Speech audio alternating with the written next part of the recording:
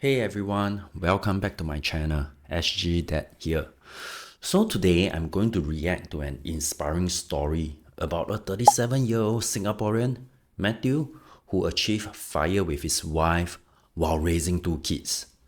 He was interviewed by John on a channel called Corporate Breakout Couple, which is a channel I enjoy a lot.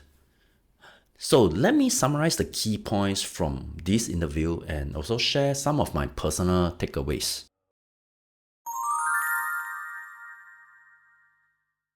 Matthew and his wife started their F.I.R.E journey 12 to 13 years ago. At that point in time, they were motivated by the goal of becoming a single income household. This is quite rare in Singapore because being a single income household means that one party will stay at home, sacrificing the ability to earn additional income, which could help to build their wealth and household income.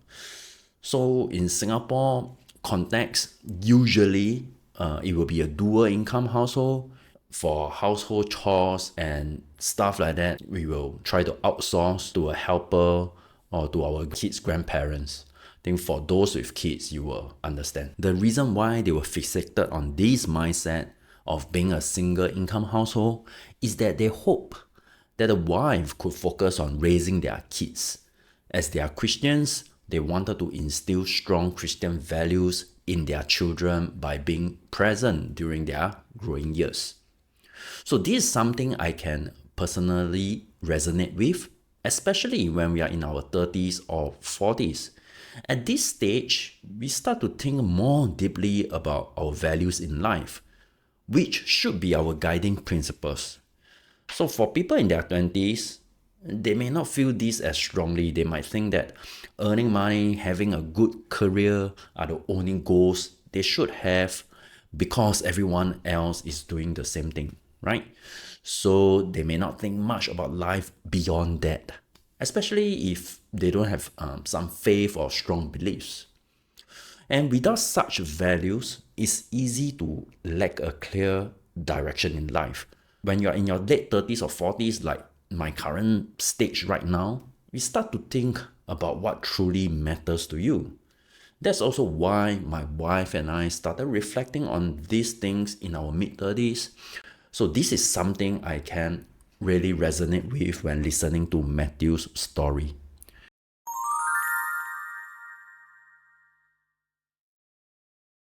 Matthew also mentioned that they didn't know about F.I.R.E at first because this concept or phenomenon gained popularity more recently, perhaps during the COVID period when people had a lot of time at home to reflect on their lives and their financial situation.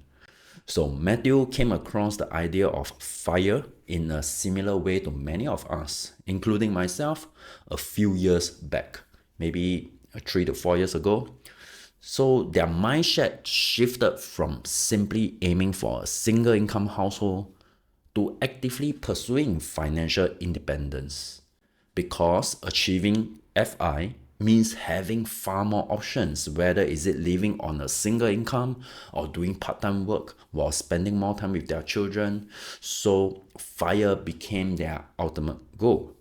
So this is something I also agree with, because sometimes we may feel that we are starting late, but it's better to start late than not start at all. And it's also worth noting that even though Matthew might feel he started late, he was already saving and working towards these goals, having good financial habits since a decade ago. So F.I.R.E will come much more naturally to him.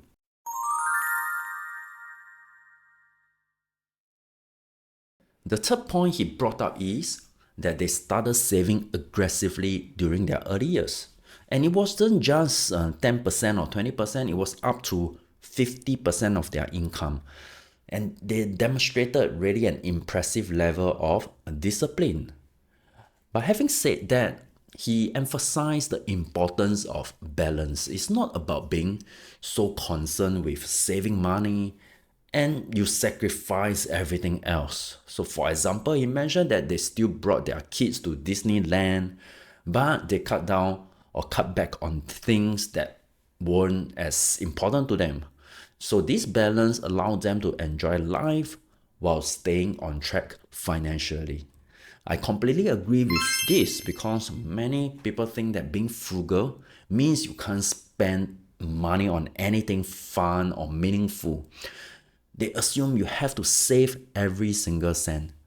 But that's not true at all. It's about making intentional choices, deciding where you want to allocate your money, and focusing on things that bring you value, good memories, long term satisfaction, rather than short term pleasures or unnecessary luxuries.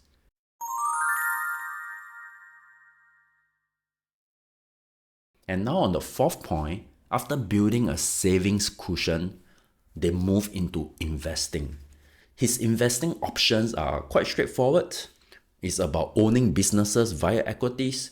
They hold stocks in 10 to 11 companies and believe in their long term growth.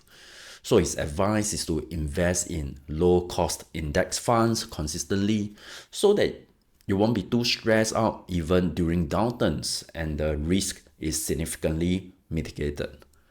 And of course, all the standard advice applies, like not timing the market and staying in the market and things like that. I agree that it's hard to reach financial independence just by saving money. You have to invest.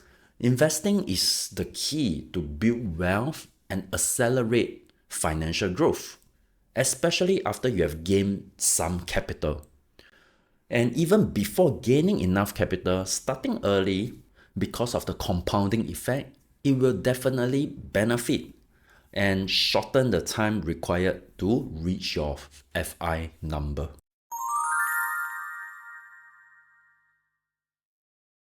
And the fifth point, which I wholeheartedly agree with, is about marriage and financial alignment.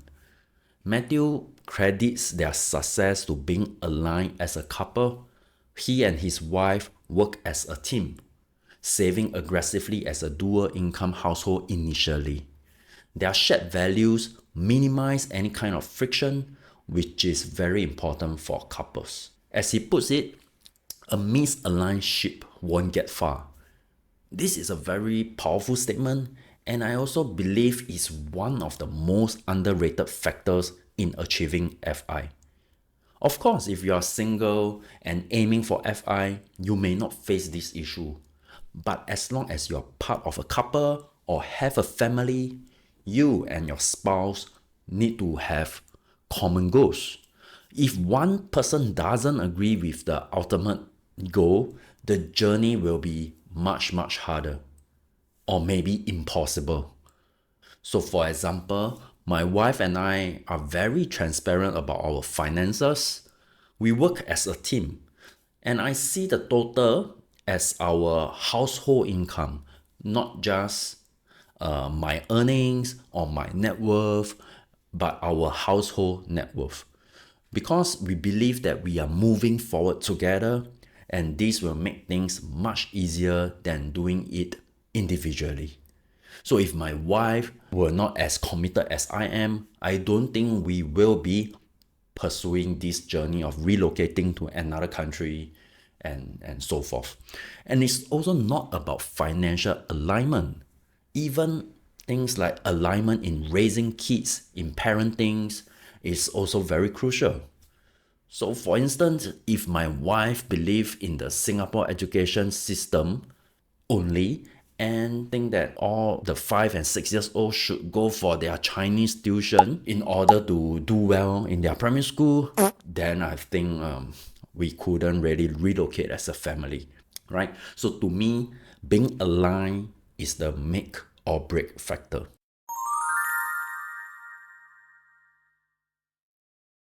And the last point Matthew made is that after reaching financial independence, he continued working. So some people might argue this isn't true FIRE.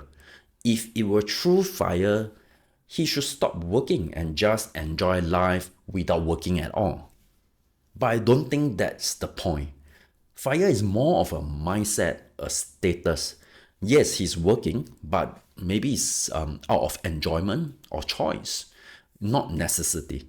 He's not working for the money, And because of that, his mindset has shifted. So for anyone who has reached FIRE, we need not chase for promotions or the annual increment.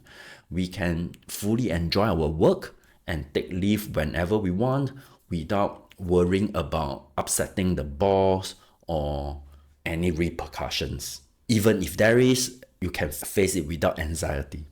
So this is what FIRE is about: freeing your mind and having the freedom to live on your own terms. Even if he were retrenched or laid off, he wouldn't be in a high anxiety state because he know he is financially secure. He could find a part-time job if he wanted to, or even take a break and even choose not to work at all.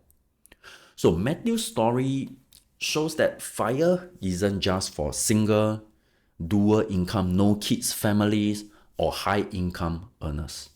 Because just like myself and my wife, we are not high income earners who can build wealth quickly through our careers in our 20s or 30s. But our goals are clear. We start early, we save aggressively, invest consistently.